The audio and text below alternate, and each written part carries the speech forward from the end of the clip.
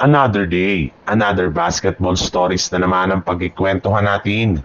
At ngayon nga yung pag-uusapan natin ang balitang 3-team trade na magagawa pa ng Los Angeles Lakers. At ang balitang umayaw nga daw ang Golden State Warriors sa Sacramento King. 2 buwan bago mag-umpisa ang bagong season ng NBA ay sinimula na nga ng Los Angeles Lakers na pag-ensayuhin ang lahat ng kanilang mga players.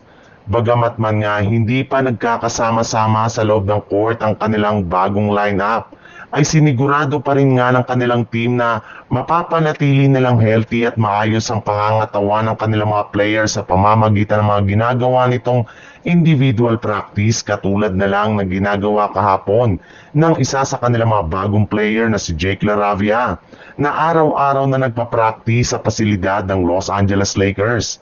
Bale, pinamalas nga niya dito ang kanyang offensive skill gamit ang kanyang nakakamanghang sharpshooting ability kung saan kaya nga nitong magtala ng punto sa kahit anumang parte ng court.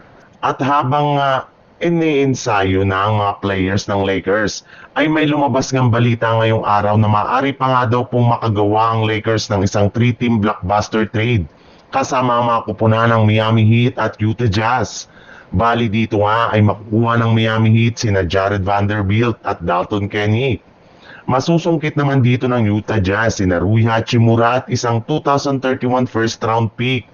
Habang ang Lakers naman ay makukuha sina Andrew Wiggins at Walker Kessler. Sa ibang balita naman, kagaya nga ng napag-usapan natin ng mga nagdaang araw, ang Sacramento Kings nga ang may pinakamalaking tsansa na makakuha kay Jonathan Kuminga sa isang trade.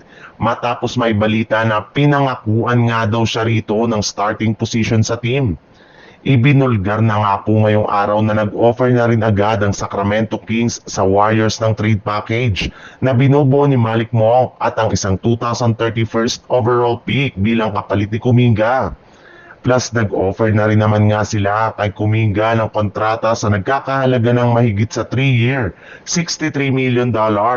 Ngunit sa kabila nga ng mga ginagawang effort na ito ng Kings ay tinanggihan pa rin naman nga sila ng Golden State Warriors matapos i-anunsyo ng kanilang front office na hindi sila makikipag-trade sa Sacramento. Sila na nga mismo ang nagsabi na ayaw nilang kunin si Malik Monk since marami na nga silang guard ngayon sa kanilang lineup at kung sakali man nakunin pa nila ito ay mas liliit pa nga lalo ang kanilang lineup next season. Kaya kung gusto man nga daw talaga ng Kings na ipagpatuloy ang pag-trade kay Kuminga, kailangan nga nila ito na mag-offer ng mas magandang trade package sa mga susunod na araw.